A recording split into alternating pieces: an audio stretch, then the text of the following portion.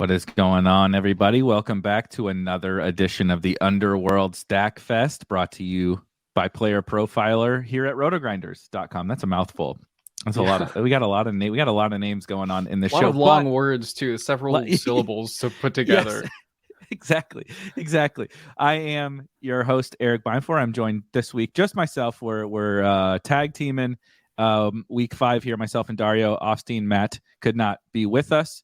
He is probably off celebrating from the fact that we had maybe our most successful kind of show. If you set aside what I said about TJ Hawkinson, you probably could have just printed a whole bunch of money with everything that we touched on last week. And it wasn't like super profound stuff, but I think it is important to really quickly go back over kind of last week and just say, like, we're starting to get to the point. This is how I feel. I'm wondering if you feel this way, Dario.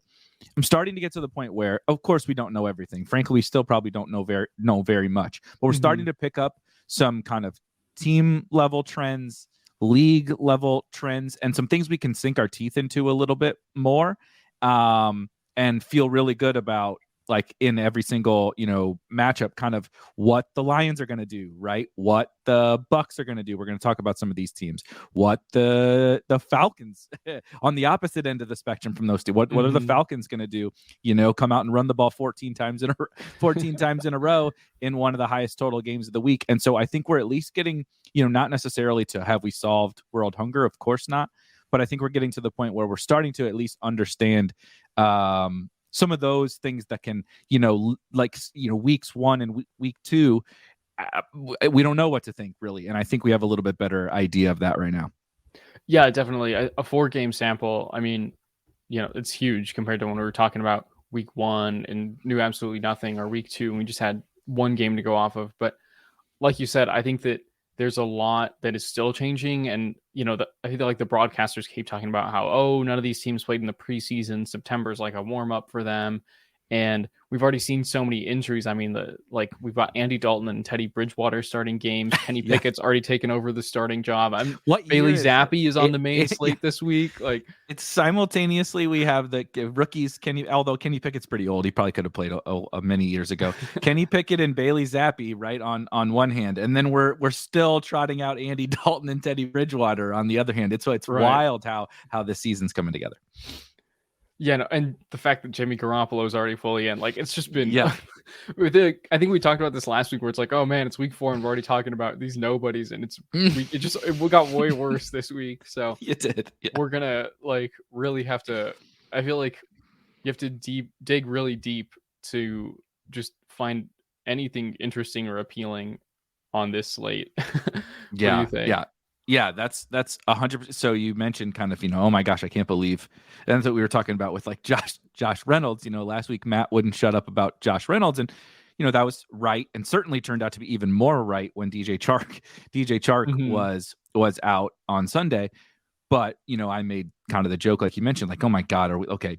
I got it. Josh Reynolds, good play. Can we, let's not spend 15 minutes on a week 4 show talking about Josh Reynolds? And now we're in week 5.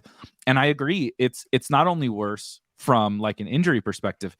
They're just, it's, some of it has to do with the teams that are not on the slate, right? When you remove some good teams, although the 2 that played last night, I'm kind of happy that they're not on the slate. But when you remove the Chiefs and Raiders and all that, it does obviously get a little hairy. But that being said, it's kind of like the league is a little bit of a disaster right now. You kind of have the haves and the have-nots, right? The Eagles, which we'll talk about here in just a minute. The Eagles are kind of just like this wash, rinse, repeat every single week. Like, we don't even, like, we're going to talk about them, especially this week in their matchup. But you just kind of have, like, the Eagles. Okay, yep, you can play them every week. The Bills. Okay, yep, you can play them every week. And then you have the Bears. Maybe even, the Falcons, who we've been kind of interested in for a while. It's like, it's not that they can't have good games. It's just that, like I said, it's kind of the haves and the have-nots, and you're just not going to get those, like, slate-breaking performances really from some teams, just because of how they're, how they're, whether it's their coach or whatever, how they're wired to play the games. And so that creates difficult DFS slates, particularly when you start to remove the Chiefs and you remove those other, like, there's not a lot we can sink our teeth into. And so that makes for both, in my opinion, both, like, tough, but kind of fun DFS slates because we do have to dig, right? The Josh Reynolds would have been like a lock button today on this slate, whereas last week I thought it was a little more wide open. I think it kind of makes like digging into the stuff like we're going to do today a little more valuable. Yeah, definitely. I think that, once DJ Chark was ruled out on Sunday, it was like completely wheels up for Reynolds and Hawkinson, and they totally paid it off. So I think, the Lions this week, they're in New England, much different game environment than hosting the Seahawks. But that's not even one of the 5 games we want to highlight today. So do you want to start us off with the Eagles and the Cardinals? Eagles, Cardinals, I think we've joked almost every week now that both of these probably. The Eagles are going to be on here because the Eagles are one of the true reliable teams that are going to pass. They have a dual threat quarterback. They have a fairly condensed target tree, right? They have everything we want for DFS, and they're going to score a lot of points every single week. They happen to align this week with the team that we also joke about. Whoever they're playing, we want guys against the Cardinals.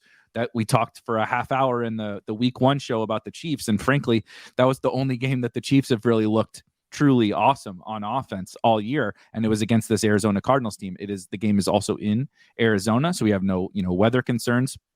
And I believe it's the highest total of the slate. Yeah, of the main slate for sure. Yeah, of the main slate.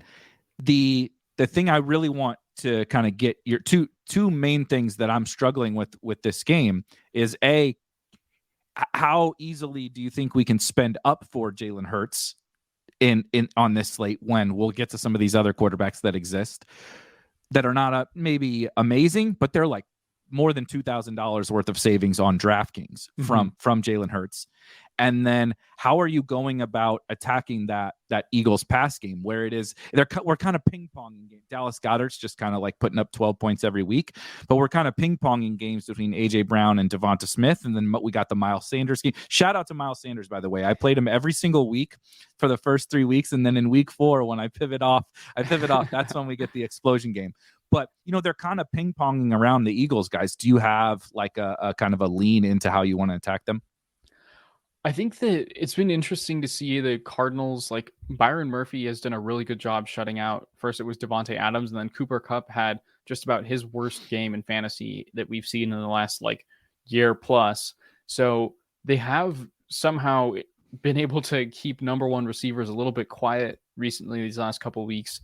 But I do think the target share that AJ Brown has seen so far this year is completely insane. I think he's at a 33% target share on the season, and you just can't fade that. I think you have to you have to play him. He's going to get his 8 or 9 targets, and he's such a monster after the catch. You have to spend up for him in a good chunk of your Hurts lineups. And I think the conversation is whether you pivot or you include Smith or Goddard as the secondary item or the secondary stack. And then, I think there's a good argument, as Matt has laid out, for just single stacking Hurts, using those other spots in your lineup for getting exposure to other games. Because if Hurts rushes for, multiple touchdowns in a game, which he's very capable of doing, he's not going to bring the whole offense with him. So I think definitely you start with AJ Brown, and I think Devontae Smith is kind of my clear second over Goddard because he's been separating from Goddard in terms of targets as well. I think he's closer to 22%, and Goddard's been around 17% target share, which is not a disparity that I think we expected to be quite that steep going into the season. Yeah, I have found Dallas Goedert's maybe low-key one of my kind of favorite tight ends in the NFL. Just always been really good, really efficient, and then we got Zach Ertz out of there, and it was that was an amazing little stretch run that he had at the end of last year. But I have found it kind of interesting that it has felt kind of like a 2-man show between AJ and Devonta. And Devonta Smith's been a little bit more kind of hit or miss. But when when he's hitting, he is hitting big time. And I think for subscribers and I guess for non-subscribers, I have tagged Devonta Smith in lineup HQ for this week because I think he kind of comes at this price that is both difficult and awesome for tournaments, if that makes sense. It's tough to get him to project well, right? Because give him 7 or 8 targets or something like that, and it's for $6,000 on DraftKings, there's other dudes. I mean, we're going to get to some of them. There's other guys that are just going to project better based on, any inputs you put into a model or whatever. Mm-hmm. But he's on the stack that we want. It's a little more affordable way to get access to that stack. And he has just as much upside as anybody. I mean, we saw it. They're even throwing him, he's not just a down the field player either. I know he's skinny little guy, but he won the Heisman. They're throwing him jump balls in the end zone too. Yeah. He's just really good at the game. And so he's probably my favorite play from this slate, but I will just mention if Goddard caught 2 touchdowns in any game, he was probably going to do it at some point in this game. If somebody can make the Eagles keep their foot on the gas for just once, please, someone, I would like to see what happens. And tight end is so bad this week, so absolutely horrible this week that I think more than a normal week, I think I do like Goddard. Anything else on the Eagles side? And then let's talk about the Cardinals, because the Eagles are fun to talk about. It's the 3 or 4 guys, and we're excited to play all of them. How the heck do I run this back? Do I run this back on the Cardinals? What do you think? Mm-hmm. Well, I guess one last thing with the Eagles, right, is last week we talked about Boston Scott's injury being like a good reason to be wheels up on Miles Sanders. Good and that rib call. Injury still has him questionable. Like, I think game time decision probably for Boston Scott, right? He hasn't been ruled out yet today, as far as I know. I haven't seen him.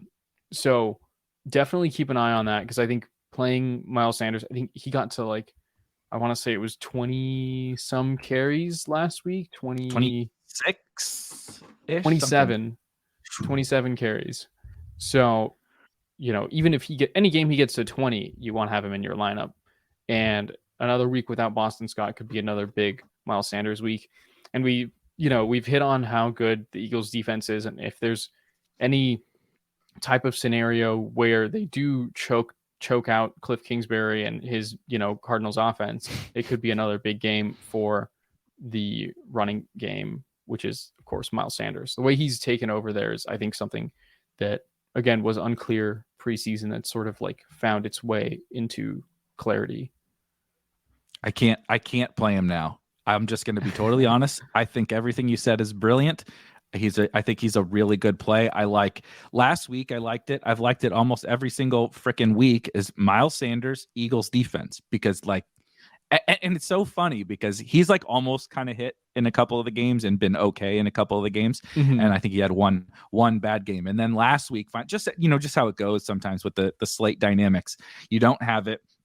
And then he has his absolutely monster game. So for the sake of the listeners who I agree with that comment, Miles is a pretty awesome pivot off of what should be some pretty big chalk at running back. I won't play him so you guys can reap the benefits, because when I play him, you get the 9-point game, and you guys can have the 30-point game. What about the Cardinals? How generous.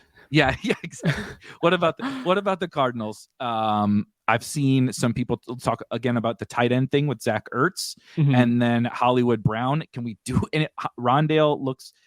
Cliff said earlier today he's a game time decision again. Oh, they just seem kind of like a mess. Is it just Hollywood and Ertz, or am I missing something?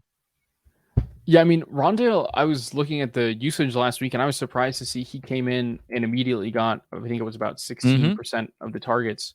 So that's pretty solid. I didn't realize I don't think I had caught that he was questionable still. I just saw it an hour, maybe an hour ago. So I don't know. Him and Dortch, who knows? That's a Sunday thing probably. Yeah, and it's always a little scary with the Eagles cornerbacks. Again, we saw that. We've seen them shut out Justin Jefferson. The Commanders receivers pretty much did nothing in that game, and we've seen them be really good in other games. So I think that definitely Hollywood and Ertz are your primary plays. And I think that, the tight end position, the tight end situation this week has definitely been one of the narratives of the slate in terms of how I've thought about it. Because you always have that debate of, do I spend up for Andrews or Kelsey here versus everyone else? And this week we don't have a choice. It's pick your poison among everyone else. You're going to get anywhere from half a point to 11. So yeah, right. If you get just please score a touchdown. I don't care who I'm playing, get in the end zone and you're probably good this week, honestly. Yeah, totally. So I think that Ertz, Kyler's been looking his way a ton, and Kyler Murray, I think, had his most accurate game in week 4, if I'm not mistaken. So things are potentially looking up for the Cardinals offense. I think that Hollywood Brown and Zach Ertz are definitely the way you want to approach it. I think that there's just like still, especially on DraftKings, there's probably other values at tight end. I think we'd rather play Goddard for $100 less than play Ertz if we're even already talking about this game. And like Tyler Conklin's $1,000 cheaper. So I think that Ertz is a little bit tougher to stomach just based on the tight end landscape. But I like those two as like the main run backs in that game stack. Yeah, this is something that I struggle with, admittedly, being more of like a single entry, 3-entry max player. I'm trying to, a decent crux of my strategy, right, when you're playing smaller field stuff, is to kind of limit the amount of things I need to get right. I don't need to hit the stone cold nuts like last week, which had like every Seahawk and Lion basically, all in the same lineup with Austin Eckler, who bounced back with the touchdowns and everything. I don't need to hit that to win the tournaments that I'm primarily focused on. And so I this show is perfect because I'm always kind of looking for, how do I stack around a game? Give me one or two things I need to get right on the slate, right? Give me this game. Let's just use the Eagles, Cardinals, and maybe one other game with like a secondary correlation, like we constantly talk about with like the Lions or whatever. And like, boom, I'm done. I'm if that hits, I'm alive to win. The Cardinals are so difficult when it's not like clear cut for Hollywood. Like we've had a couple spots where we or I have played Hollywood. He made a lot of sense. You get into this, like you outlined, Justin Jefferson couldn't perform against the Eagles, right? They're shutting dudes down. They're shutting everybody down, honestly. You might get a little garbage time here or there, but it's been really difficult for opposing offenses against the Eagles, which makes it tougher for me, which is probably why I keep screwing up this Miles Sanders Eagles defense thing, because it's like, well, if nobody on the Cardinals projects well, I don't expect them to have any form of success. Yes, I like the Hurts stacks, of course, who doesn't? But it almost leads to just another Miles Sanders script, which is an Eagles defense script. And so I struggle with, I definitely struggle with this game. It's very appealing. It's the highest total. I love the Eagles, right? But out of all the games, it's actually the one I struggle with the most, I think, ironically, if that makes any sense. No, yeah, it's like, and I think this is a perfect example of why this slate is like especially gross and confusing. It's like the game that should be the best on paper still has like a very good chance of this outcome that is a complete dud for DFS. Like I'm looking at Kyler Murray's player page right now, and it's like you don't see Kyler Murray projected for this low of ownership very often. He has the upside that we like to see, but it's like Eagles defense, man. That's terrifying stuff. So I don't think I'll even be playing any Kyler lineups, even though it looks like it might be wise on paper. It's just like, this Eagles defense between the front seven and their secondary, it's just like no one's been able to get anything going on them. I don't know. We'll move on here to the next game. When are the Eagles going to lose? You look at their schedule. Yeah. They might go undefeated.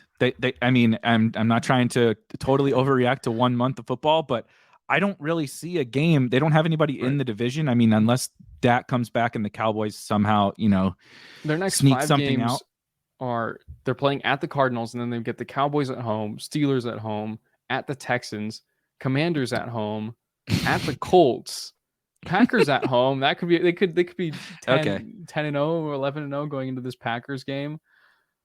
Yeah, it's they do seem like such a dominant, like they're just head and shoulders above the rest of the NFC right now. Oh yeah, do you agree? Yes, 100%. It's not even close. So, two teams that are in this weird range of the AFC, which is definitely a much more loaded conference, kind of as you mentioned.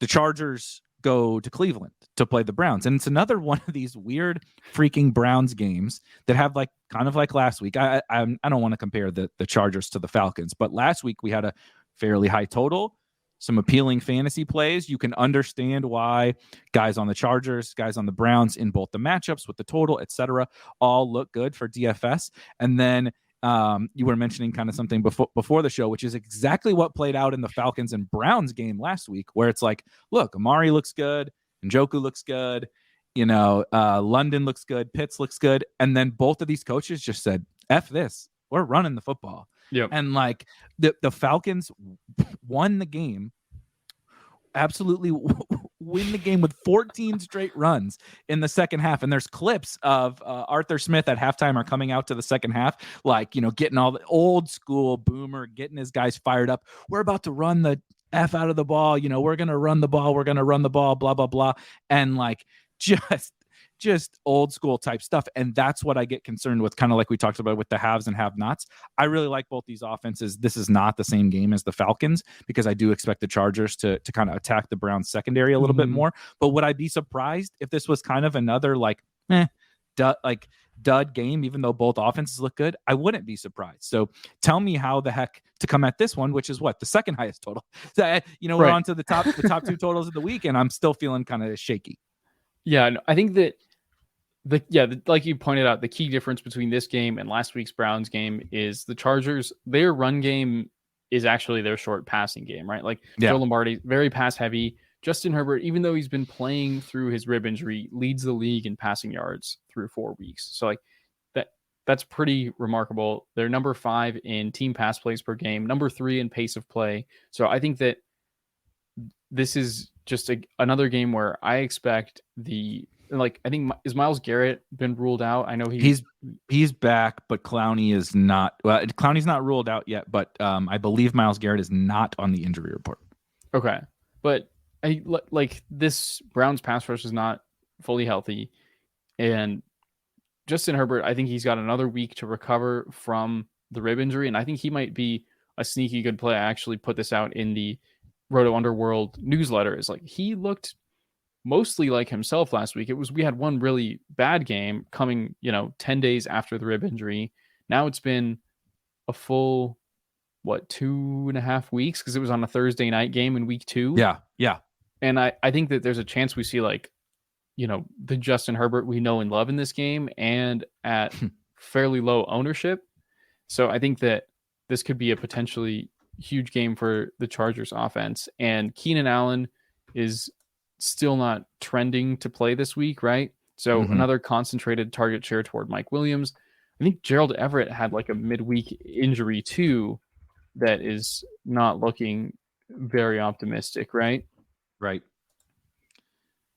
I believe that's correct. I'm trying to look all these up on the fly. Of course, we do this show like kind of when all the news is literally like I know coming out. So you're trying to stay on top of everything. I can't confirm the Gerald Everett, but obviously, yeah, Keenan is struggling. And I do want to just piggyback. I actually played in my main team. I played a Chargers stack, which hilariously worked out, and I still had absolutely zero chance of making any money, because I didn't have the Hawkinsons of the world and such.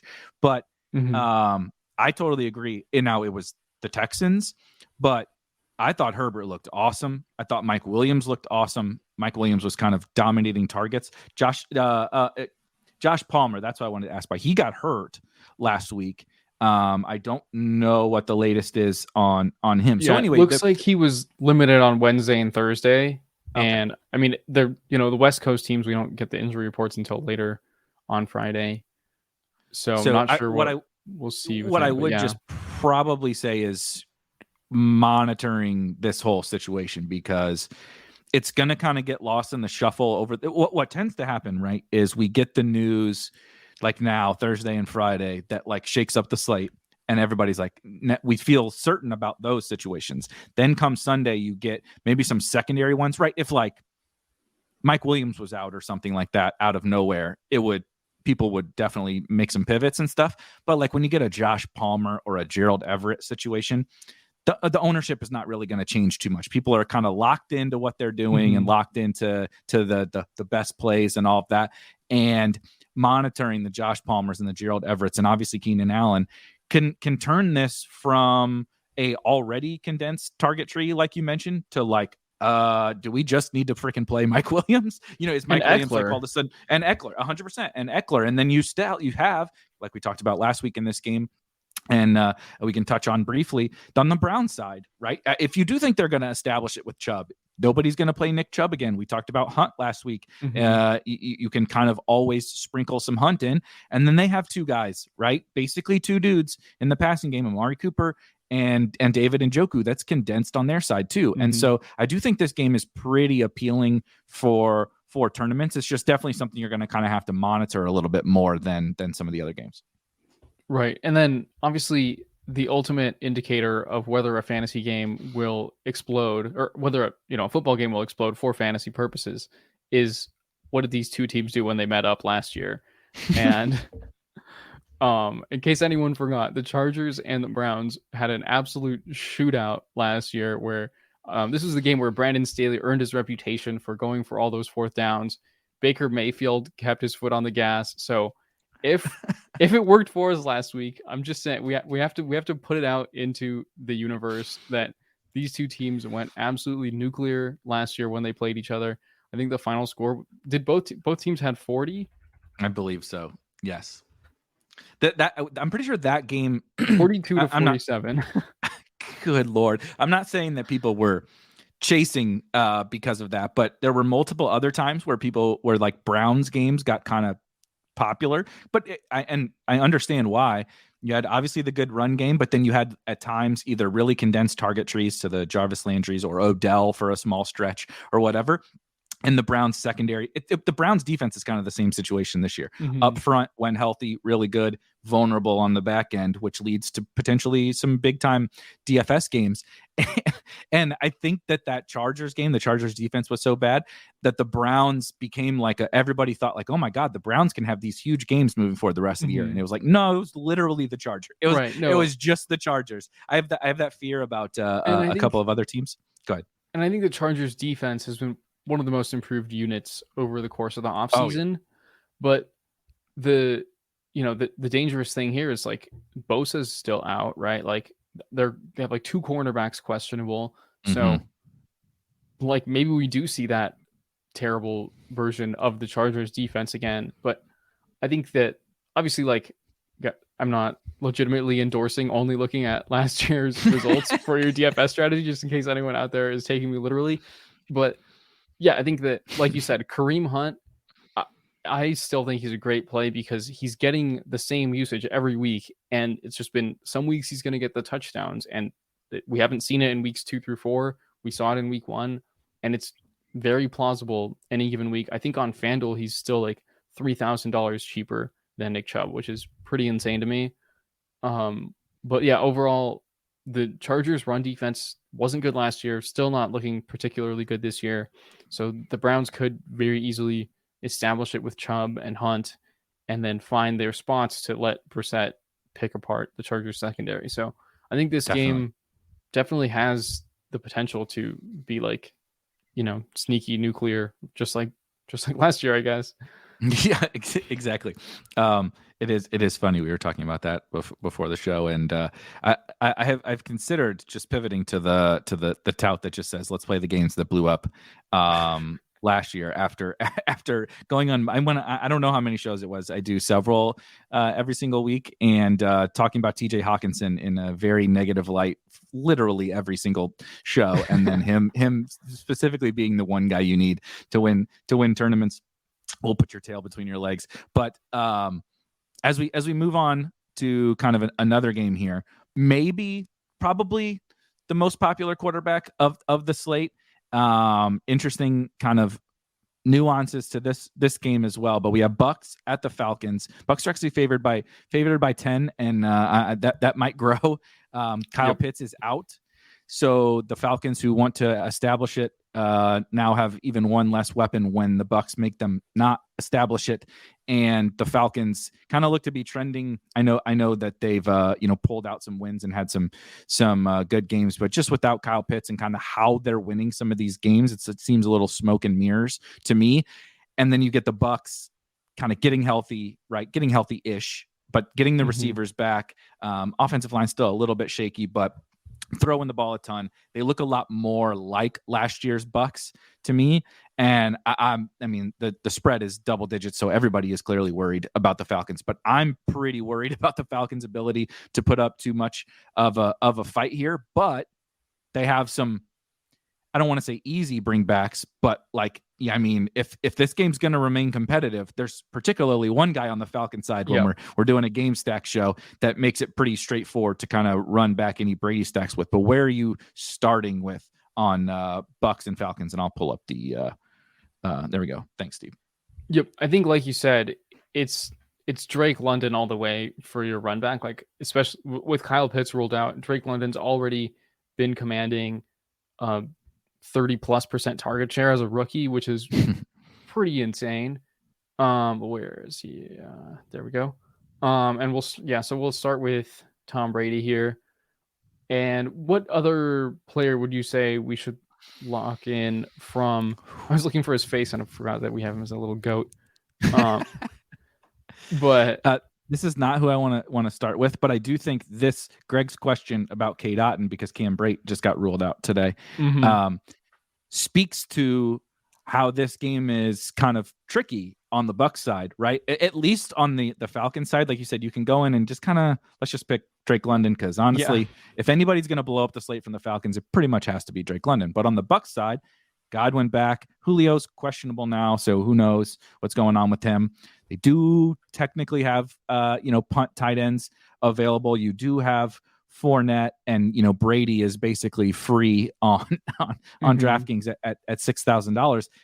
I'm interested to see kind of what spits out to us here with the Bucs, because I think picking your brain, would Godwin or Evans would be kind of the primary to me, but I don't have a really strong preference.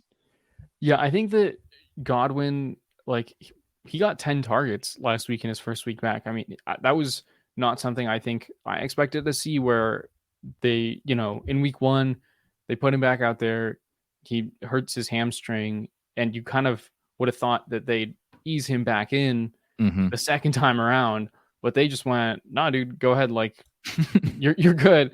So I think that what we could do here is say, like, tell the optimizer to give us at least 2 Buccaneers with Brady, but not say specifically who, and then pick someone from one of the other games that we like. Say maybe let's lock in Mike Williams in this lineup, just because we just talked about the nice situation that he's in. So we can see what comes up here. Keep a tight end out of the flex, especially this week. Yes, please, no tight end flex. I don't want to play any of them, so please, God, don't give me 2 of them in the same lineup. All right, so let's see. Oh, interesting. It does have Lenny. It does. It uses Lenny as the second buck. That's pretty interesting. To me. I think that probably not a lot of people are going to play Brady with Lenny. So even though their projected ownership, which is now in the lineups here on the right, even though their projected ownerships are probably both pretty high, I'd be surprised to see a lot of Brady with Lenny, right? Because I don't think that, like, we know that Fournette's going to catch passes and he gets targets from Brady, but you kind of, in the way that you play out this game in your head, you think, oh, either Brady's just going to air it out and it's going to be a big game for Evans and Godwin, or the Bucs are going to grind it out on the ground and it's just going to be a big Fournette game. But I think that all you need is Brady to throw 1 touchdown to Fournette. Maybe Fournette runs in a second one and they could easily both get there. And I think that's actually pretty unique combination. I don't mind it. And then just to touch really quickly before we kind of finish the lineup, Marier says Rachaad White is 5,100 on DraftKings. So I have 2 thoughts / comments about Rachaad White. One is I wouldn't read too much into, like, specifically the result of Rachaad White last week. He did get in the box. He did catch a couple balls or whatever. That game was pretty much over at the end. And so the, like, specific box score result that you got from Rachaad White, I think I would throw out. What I wouldn't throw out, and, like, the exact amount of snaps that he played. He got up to, I'm looking at it right now, he played 24 snaps for 38% of the Bucs offensive snaps. So he's, in my opinion, going to, like, spell Lenny. I think we even might have talked about this last week or at some point. Lenny came out and said, or there was a quote that basically he told the young backs that, like, you guys, I can't play every single snap. I'm getting older. I would like to, continue making millions of dollars playing football. I can't play 100% of snaps every single game for the rest of my career. So you guys got to basically step up. And so what they did was, it was almost like the Dalvin Cook, Alexander Madison type split, where Lenny is still playing every single phase of the game and every snap when he's out there. But then Rachaad White would, like, give him a series off. he comes in for the third series or whatever, and Lenny just gets that whole time off. And the Vikings like to do that with Madison, or at least used to, with Madison and Dalvin. And so I think if this game kind of isn't competitive, you might see a little bit more Rachaad White, right? But if this game is competitive and it's blowing up, and certainly for the first like half and three quarters, Lenny's going to get his. He's going to have his 70% snap share or whatever, and he's going to get his. And so I not yet. I wouldn't be doing anything with Rachaad White yet, is basically what I'm saying. But maybe in the future, if Lenny does miss a game, it's definitely going to be wheels up for White then. Oh, totally. Yeah, I think that's a good point. And then last week, I'm pretty sure that Leonard Fournette was still questionable going into the game. Like, he's been on and off the injury report in that game where they were completely out of it against the Chiefs. It doesn't surprise me that Rachaad White got that usage, but I think that his salary jumped accordingly because he did find the end zone. So it's kind of like if he were still a sneaky play like he's been in weeks past, sure, but the salary, builders in their evil lair are like kind of caught on to Rachaad White getting, because at the end of the day, like you said, he had basically Tony Pollard-esque usage last game, but I think that we need to see one or two more weeks of that to say that that's like a trend and not an anomaly due to that game script and Lenny's lingering injuries. Yep. So anyway, back to here. What are your first kind of initial thoughts on this outside of having Lenny with Brady? I don't know that I love playing Lenny with Brady, but I can see. Look at last week. You just play all the Seahawks and Lions, and it kind of like doesn't matter when you hit the right game, or not even the right game, the right offense, right? The offense that scores 40-something points, you kind of don't care where it comes from, and it's probably going to come from Brady's arm or Lenny's legs. So I do think it's maybe somewhat interesting, but what other kind of initial thoughts on this team? I think that, Christian Kirk is someone that I've been a huge fan of playing this year so far. 6,600, solid price there. And then Dalton Schultz kind of scares me. He's coming off that PCL injury still, but if you look at the other tight ends that he's been priced down to, it's kind of like, yeah, sure, we can take that shot. With like, would you rather spend 3,500 on Mike Gesicki? Like, no, thank you. So I think that for Dalton Schultz's like volume upside, not saying he's like he doesn't have upside in the same way that David Njoku or Dallas Goedert does, but Dalton Schultz definitely will get games with 7, 8, 9 targets, and you're not seeing many guys with that ability in this price range. So I can see why the optimizer came around and liked him. And then I think that Jeff Wilson is in a really good spot too. I definitely expected to see a little bit more of Jordan Mason or Marlon Mack in these games since TDP got hurt, but they've been just completely making Jeff Wilson a bell cow, and the 49ers should be absolutely dominant in this game. So I think that this is a pretty good spot for Jeff Wilson. I would say I like this lineup where ownership's not too bad. And then the Seahawks defense, I think, is in a good spot here too, where they're just like, I don't know. It's Andy Dalton. I don't know why the Saints are favored by 5.5. And if Jameis somehow comes around and plays, he's questionable now, but trending towards not playing since I don't think he practiced. Like, if Jameis does play, then you're even more excited about the Seahawks defense. So I think it's kind of a win-win there. And what I really like about that, can you go back just really quickly? Yeah. What I really like about this this type of a team is you're mixing in. I like that you put Mike Williams in there, and it just so happened to work out this way. But you get your core stack right. So we get the Bucks right, and then there's only that one alpha play, target dominant wide receiver on the other side. So it's like, if you're right about the Bucks stack, I'm not saying London is a lock to get there, but he's going to have every opportunity to. You're not going to, if you hit on the Bucks, you're going to be feeling good about London, whether he gets there or not. Then 2 wide receivers who we like the spots, we like the volume upside, we like the general fantasy upside, right? Alpha wide receivers, Christian Kirk and Mike Williams. And then you mentioned Jeff Wilson is kind of an alpha running back. He's not priced as such, and the name probably doesn't makes sense. But Debo had 2 carries last week, and Jeff Wilson had 18. And like you said, Jordan Mason, no one else, Marlon Mack, none of those guys got involved in the run game. And they actually didn't. I know they won the game really handily. They didn't run very many plays. They didn't even run, I don't believe, 50 plays in that game. The typical Jimmy G type offense. Yeah, one big play to one big play to Debo and a bunch of useless, and one big Jeff Wilson run and a touchdown nonsense from the defense. That's like the most typical Jimmy G win you can get. I think I saw someone say that on Twitter. But Jeff Wilson gets 18 carries out of their like 48 plays, and nobody else in the backfield's touching it. And I mean, it's the Panthers. I kind of respect the Panthers defense, like from a macro perspective, but from a game environment perspective, I mean, they should just be.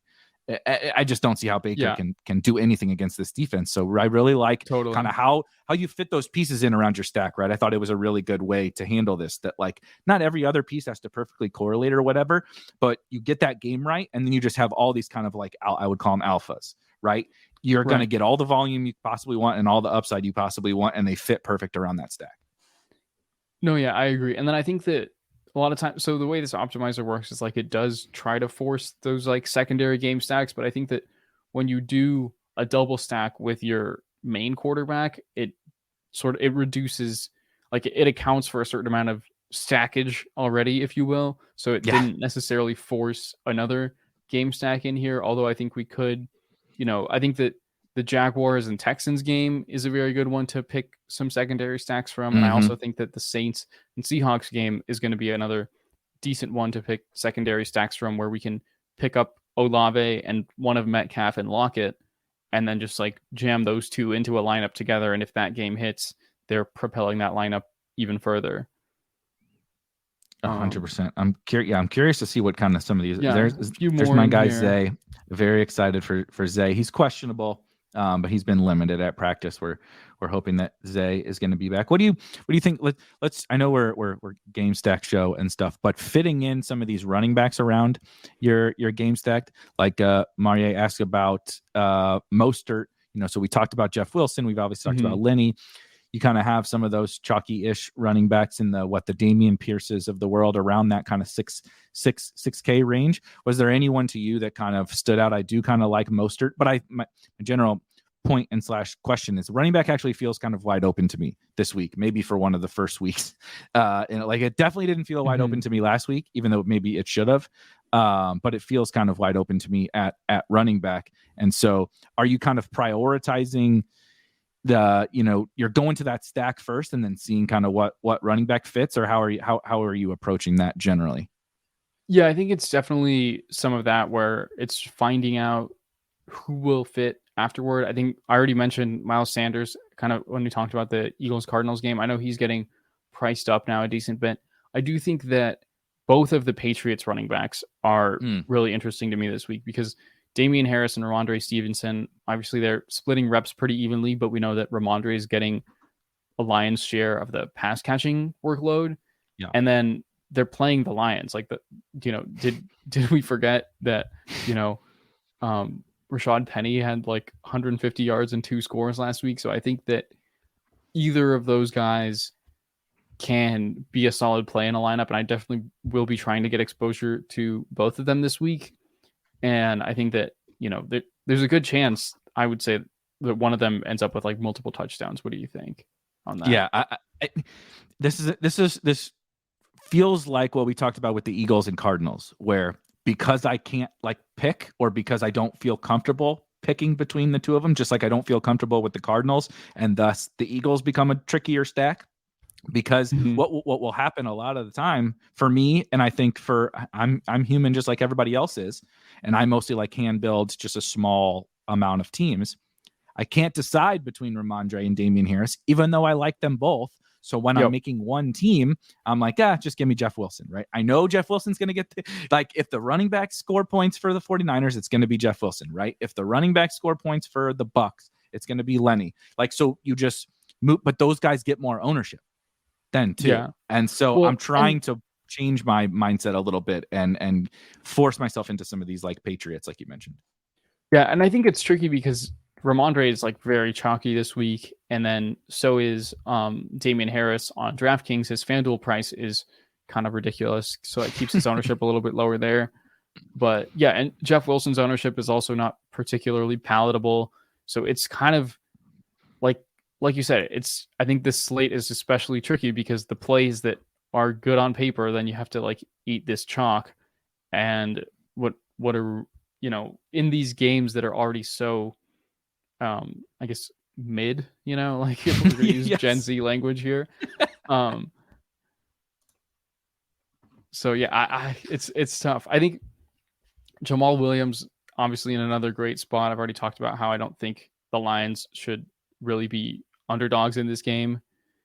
So yeah, I think Jamal Williams is potentially in another huge spot. He's got 2 touchdowns each of the last 2 weeks, right? Yeah. So what I am seeing, if you want to flip through maybe a couple more, and then we can kind of hit our last couple of games. But what I am seeing, there's Cade Otton. There's Hey, Cade look Otton. at there. There's Cade Otton. That's he's in. So the second to last column. Can you scroll up just a smidge? Yeah. So that's projected ownership is what the ownership is, right? And then exposure is how many out of these lineups that you've built. Yep. So you built 25 teams, and obviously it has 100% Brady, and we forced 100% Mike Williams and London, right? So it's good. Those 3 are going to be 100, and then when we fit around those guys, it's telling us how much of that. And so it's actually bringing back a ton of Cade Otton, right? 52%. 52%, yeah. So that's pretty interesting. And shout out to whoever that was in the chat that called Cade Otton season, but. That's kind of one of the macro things I did kind of want to bring up. And interestingly, on maybe the top stack, I don't know that people are going to go to Cade Otton, and tight end is so bad. If you can include the tight end in your stack, right? I know this has Lenny and Cade Otton. I don't know that I love the running back and the tight end, but including the tight end in your stack can like be the way to kind of, cheat your way through the tight end position. You know what I mean? So that's interesting. And Otton's a total punt tight end, right? He's 2,500 min price, like, kind of kill 2 birds with 1 stone, get him in your stack and pay as little as possible on this terrible slate for tight ends. If he gets lucky and finds the end zone, like, you're well on your way to cashing in your lineups. I like that it found Jalen Waddle. I think that he and Tyreek Hill are still both going to see monster targets. We know that Teddy Bridgewater is fairly accurate.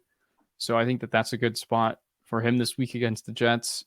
I mean, I like all the pieces in this lineup. What do you think?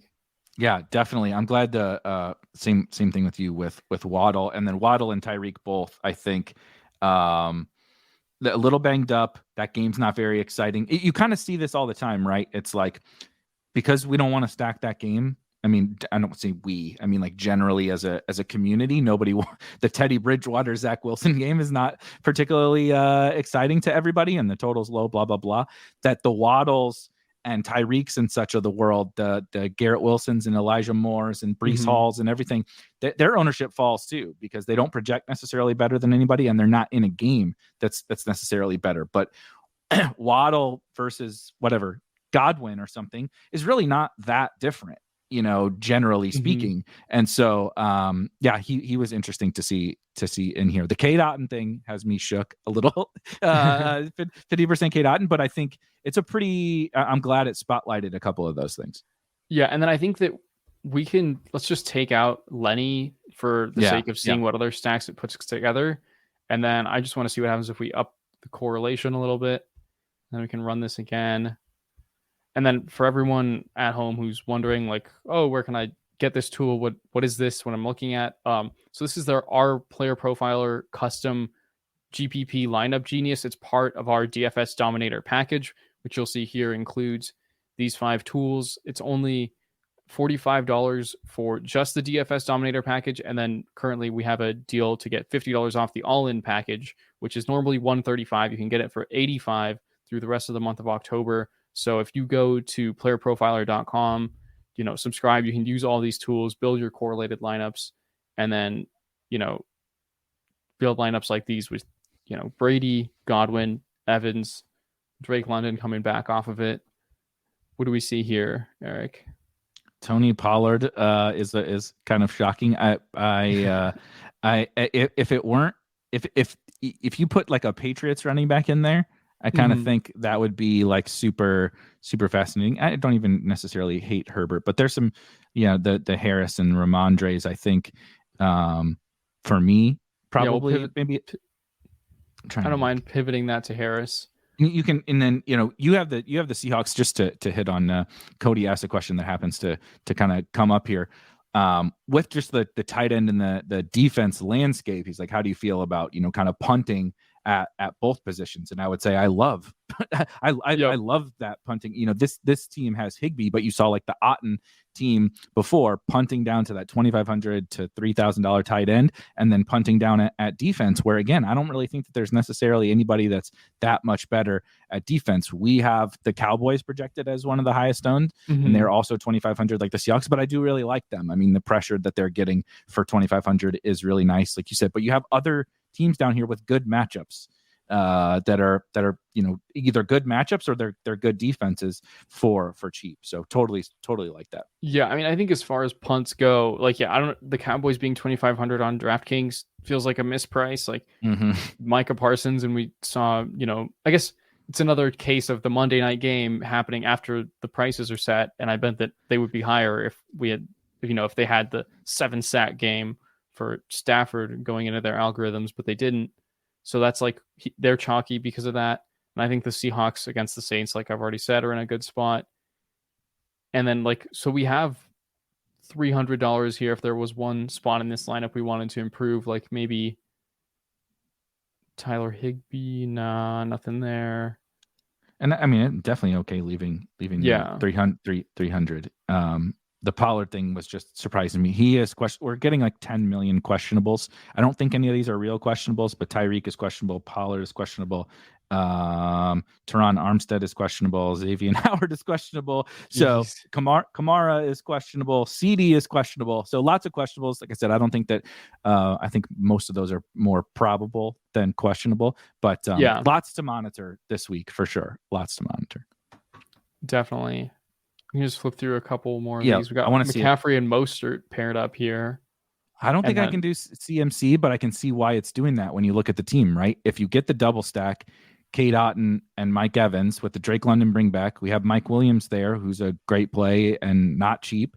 You have Mostert makes sense to me. Jeff Wilson makes sense to me. It's like, well, dummy, you got a lot of money left. So there's this guy who's pretty good at running back. And I think even though he's had kind of a less than what we expected year, and certainly not keeping pace with his like legendary games and seasons of the past, like Christian McCaffrey is still getting a crazy receiving workload. I think that he's still someone who, especially on DraftKings where it's full PPR, is going to help you go a long way. And I mean, how often do we see Christian McCaffrey at only 5% ownership? So crazy. Maybe not the worst idea there. I mean, the Niners defense, of course, is pretty tough, pretty scary task, but I think, like you said, that it's exactly why the optimizer finds things like that we might be scared to think of on our own. There's some Jets love. Little Brees, Conklin. Brees is interesting as well. Another guy I kind of like that it's spotlighted, similar to Waddle, where kind of just getting like a really good football player, getting a nice workload. I know he's not a total workhorse, but he's taking over more of that backfield as kind of these weeks are going on. I don't really know whether Zach Wilson is good or bad for him. I mean, well, I guess we'll see over time, but at a minimum, it has to give the offense at least a little more upside, I would think, with Zach Wilson. And he's just again kind of falling through the cracks. Like people are mentioning Mostert, and I like Mostert just fine too, but Mostert's, it's $400 difference. What's the difference? Really, it's nothing. But people are going to flock to Mostert because they just perceive the situation to be a little bit better. Whereas Brees could get like 22 to 25 touches here, and I don't think anybody would really be very surprised.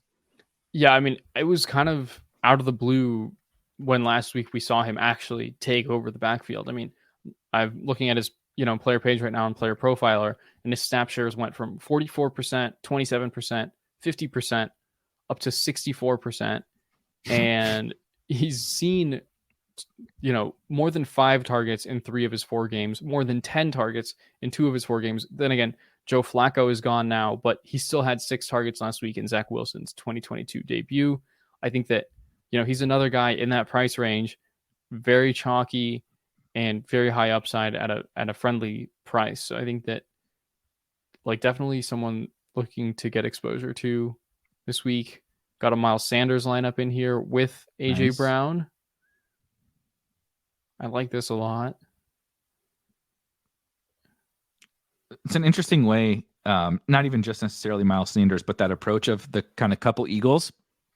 We haven't gotten to this totally in any of our shows yet, but this week it does feel kind of applicable where we don't necessarily want to go up and get Hurts or Josh Allen or something like that at their price, but kind of still building in that stack or even a game stack, right?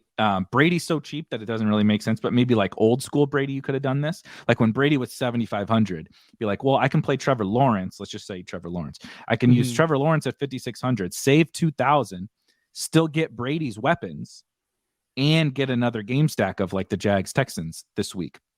Yep. We don't Brady's himself 6,000, so that is silly. But like you could do it with Hurts or with Josh Allen. It's like, yeah, just give me the Eagles weapons, and I don't need to go get Hurts. Just please God, don't drop 45 on my head or something like that.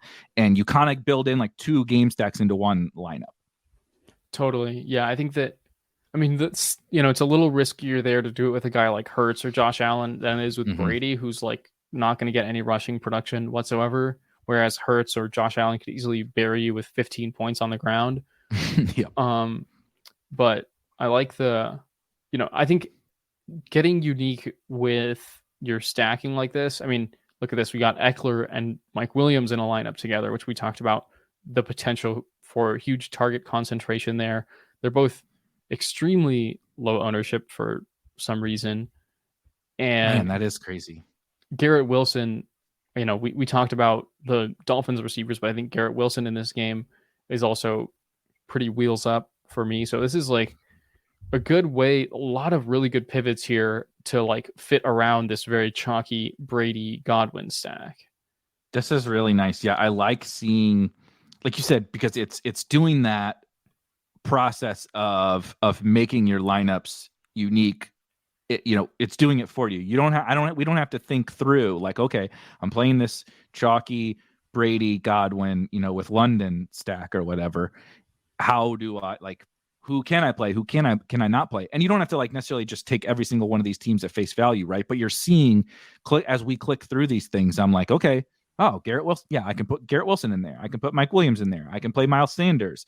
I can play Brees. I can play Waddle. And like you just get all these ideas that like Dario and I could talk for 5 hours and we're not going to be able to figure every single one of these out. And it's doing it for us, in the blink of an eye. I love scrolling through them. Yep. Yeah, no, it's definitely addicting. Kamara is an interesting spot. I think, they're saying he's going to be back to full health this week. I don't know how much I buy that, but he's still Alvin Kamara last time I checked. I think I saw someone on Twitter saying that this is the cheapest he's been on DraftKings since week 9 of his rookie year. Which is crazy. So yeah, against the worst defense in the NFL. Yep. Second worst. I mean, there's the Lions that are out there. Yeah, right? the two teams that I faded in tournaments last week. Yeah, that scored a million points. Again, Milt Williams, Christian Kirk. I like Dameon Pierce. We didn't talk in the Zeke. Zeke is actually kind of interesting, but Dameon Pierce being kind of another one of the like chalky-ish running back pieces. But again, you see the builder is creating a lineup where it's like, look, you can still play Brady, right? The Brady Evans. London stack, and you can play Dameon Pierce because we're going to give you Cade Otton and we're going to give you Zeke. And we're going to give you Mike Williams, and like you still build a really good tournament team around kind of some of the more popular pieces. Totally. Yeah, I think. Is there any last combinations you want to try, and then we can wrap up the show with some quick hits on the other two games we want to talk about today? I don't have any. I don't think. The only thing that I was going to kind of ask you was, do you think there's scenarios in which, Julio is questionable where we extend to Julio or Russell Gage or anything like that? Or do you think it's going to largely just totally be the Evans, Godwin, and maybe Cade Otton and Lenny, right? So we have a lot of bucks out there, but like if Julio plays, is he in the player pool or anything like that? I think that, I mean, Julio has been looking kind of dusty these last. I think he's played what? He played in. Yeah, he saw the field for the first time since week 1, and he had 2 targets. And Russell Gage had that huge game in week 3. I'm more inclined to play Gage between the two of them, and especially if Julio's out, I think you mix in Gage and make it like a little bit more of a trio of those receivers. But I think that like Tom Brady, it's kind of hard to tell because last week they were really pass heavy out of pure necessity because they were down 20 some points. And this week that definitely won't be the case. So it's kind of a litmus test for whether the Bucs will stay pass heavy when they're ahead, because that was something they did last year. And that was the reason they were huge for us and DFS and best ball and everything.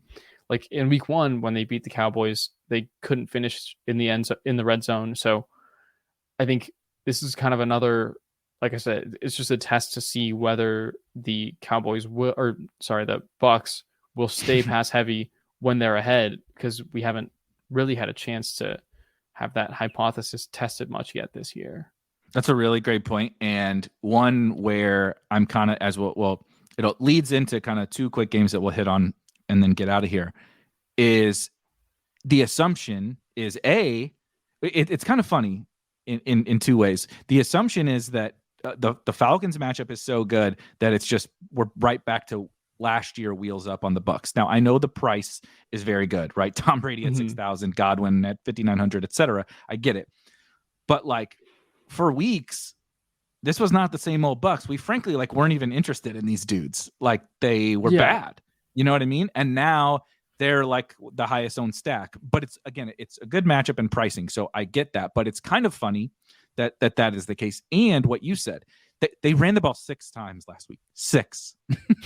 They threw 52 passes, right? So they were just throwing every down because they were just getting obliterated by the Chiefs. We don't know that that's what's going to happen this week. Maybe right. It is, but the field is very sure that we're still going to get this crazy pass rate out of the Bucs. It does make me a little bit more interested in Lenny because I think he can get there in both ways.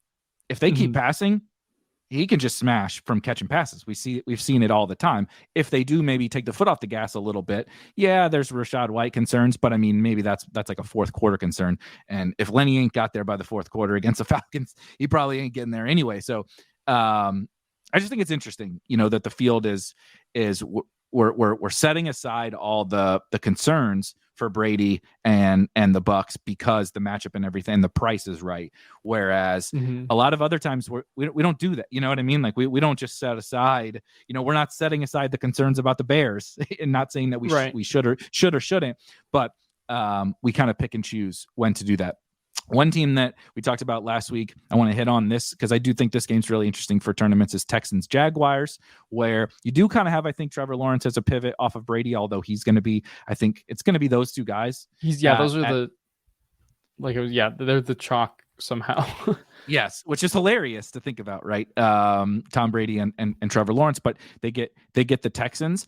I do think though that if a guy in that range were going to beat Tom Brady, I think Lawrence is probably the most probable guy to do it. And he also has the very clear stacking partners. Zay Jones is questionable, but he's been limited all week. And they're saying that Doug Peterson said he's good to go. Zay's been like sneaky awesome so far this year, both in the box score and on the football field. And Christian Kirk, like you just saw how many lineups he shows up into when we run the optimals, he looks great. And there's some reasonable enough guys, I guess I would say, on the Texans side. So what are your general thoughts on Texans Jaguars kind of as maybe a pivot off the Bucs?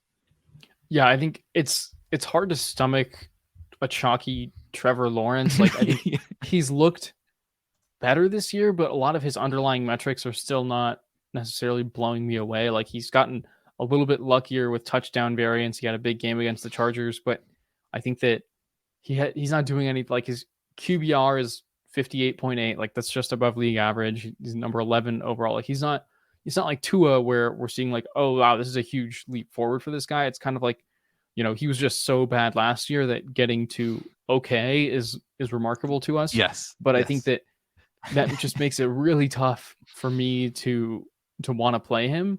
So I think that this might be a game where I'll just be inserting a lot of Christian Kirk plus Brandon Cooks in a lineup, or Zay Jones plus Brandon Cooks, and just say, look, maybe this game pops off.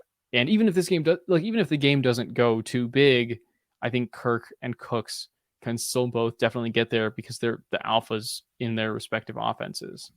Totally agree. I also think if you do want to, even as a kind of a secondary correlation, or if you want to stack this game,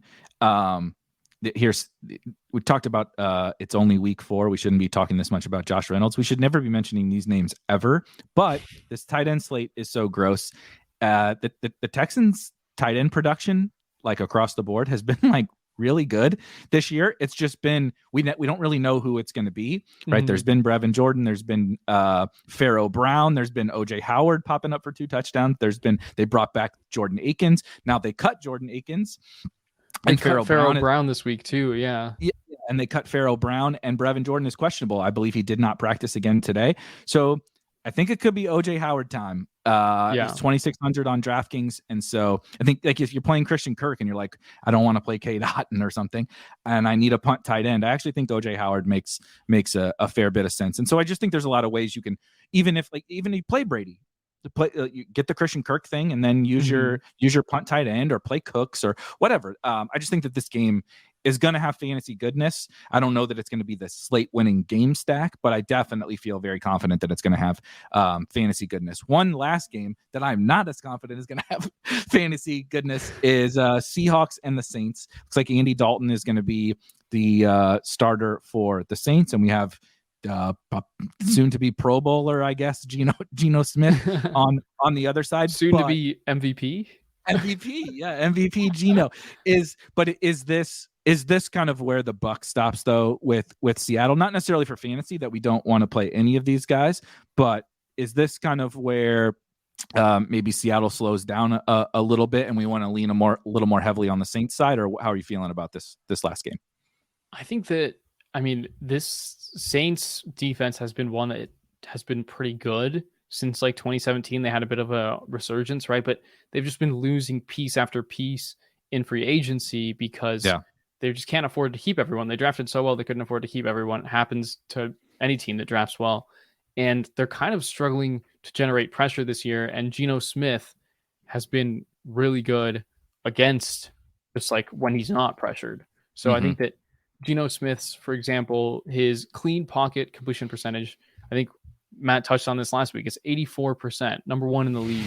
So if you don't pressure Geno Smith, like, he's going to cook you. And the Saints haven't really been getting that much pressure this year. So I'm actually kind of inclined to play the Seahawks. I think that, like I touched on this maybe a few minutes ago, is like a skinny stack with Olave and Metcalf, or Olave and Lockett, is really appealing to me, kind of the same way I just touched on maybe Kirk and Cooks from that Jaguars-Texans game.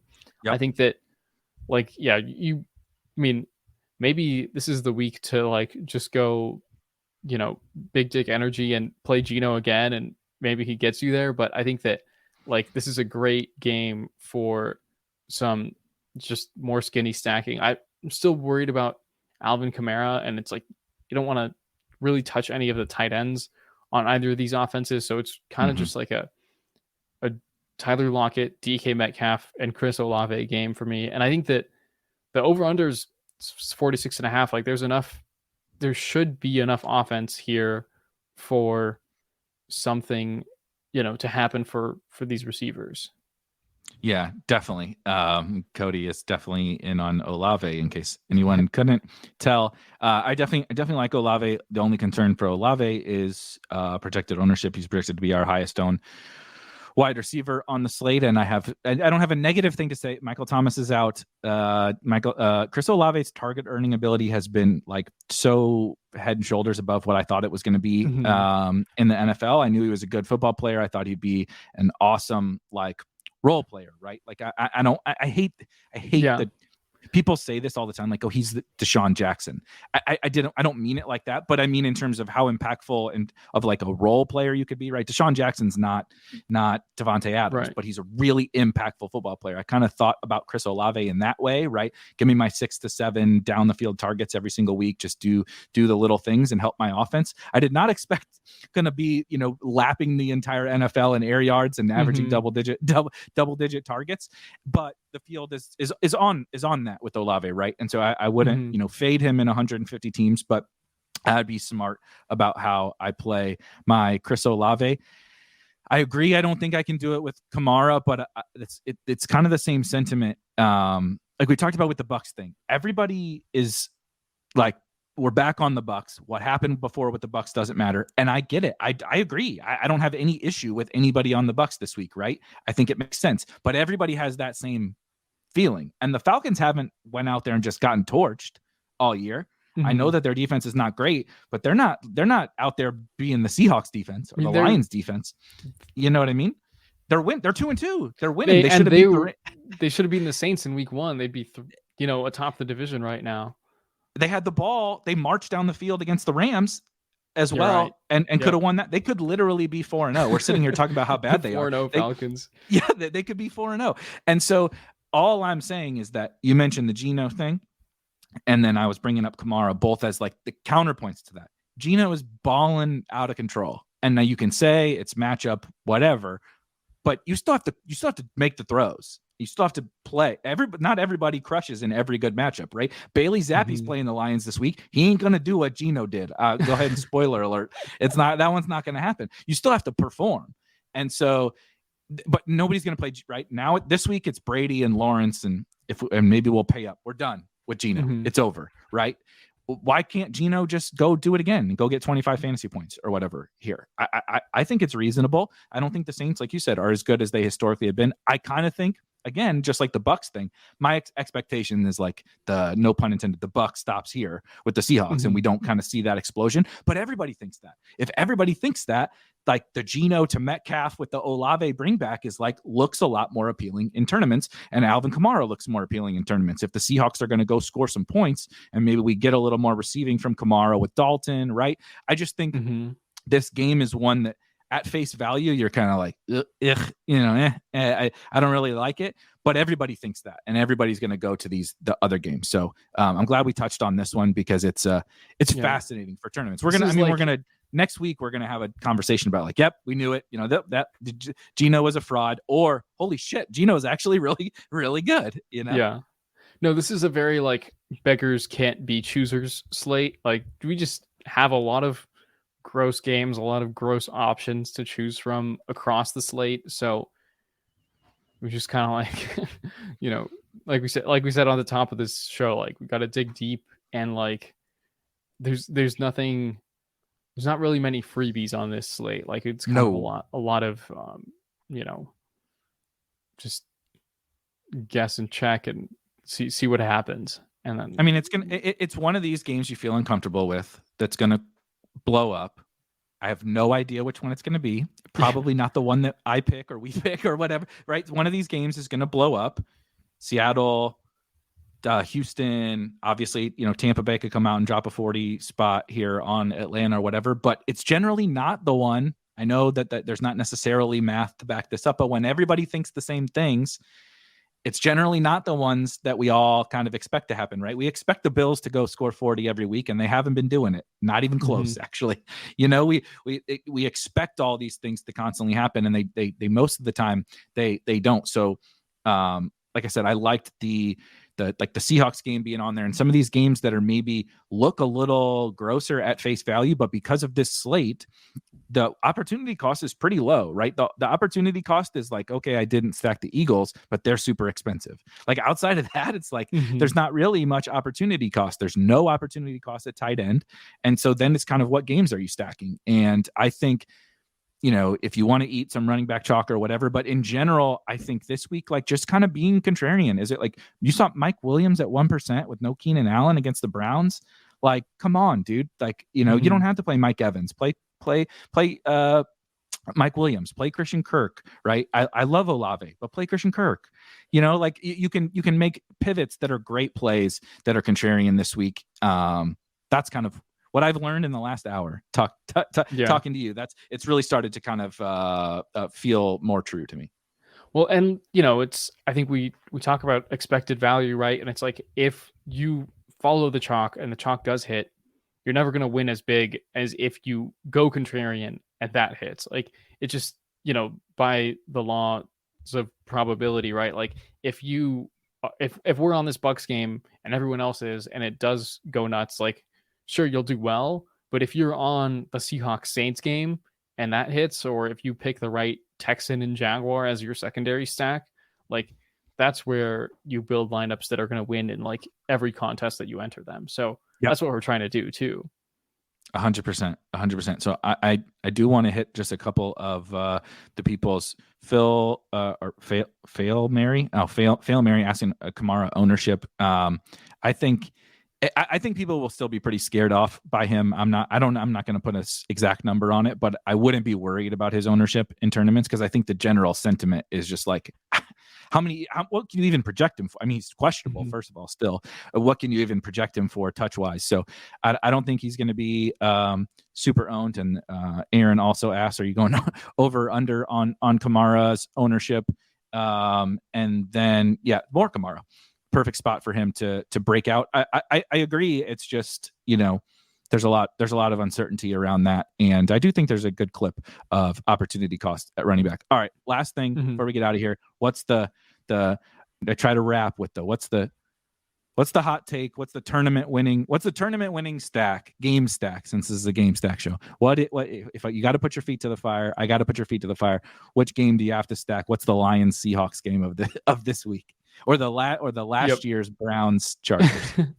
I think I was about to say Browns Chargers. I think you stack Herbert, like, the potential, the just pure upside of a Herbert, Eckler, Mike Williams stack with like Kareem Hunt on the other side of it in a bad game script for the Browns is just absolutely slate breaking and very low owned this week.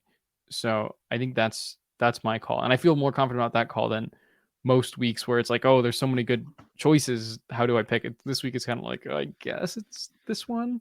Right. Which is funny, but I think I wouldn't have said that stack coming into this. And I promise it's not just because the game went nuts last year, but I do think the more we talked it through, like, for sure, Herbert, Mike Williams with one of these Browns bringbacks. I think there's basically 4 guys on the Brown side.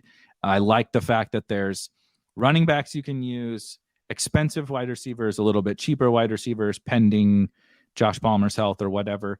There's, Njoku. We saw Njoku, and we're done with Njoku, right? We spent a bunch of time last week talking about Njoku, and now I'm looking at ownership, and he's 6% or whatever at 3,800, and it makes for a great bring back to me. I just think that the options are so nice in this game that I'm pretty in on it now, as agreeing with you as the slate breaker. Totally. I mean, everything we said about Njoku last week at 3,700 still applies for him at 3,800, and the field is completely off of it. Yeah, we're gonna play Zach Ertz and Tyler Higbee, and we can't play David Njoku in tournaments. It's funny, but thanks for hanging out with us, guys. Appreciate you. Had a ton of fun. It's probably because Matt wasn't here. We got to talk about what we wanted to talk about. Kidding, obviously. We love you, Matt. Matt will be back next week, as well, of course, myself and Dario. Appreciate you guys. Appreciate all the comments and the conversation, and we will see you guys next week. Thanks, Eric.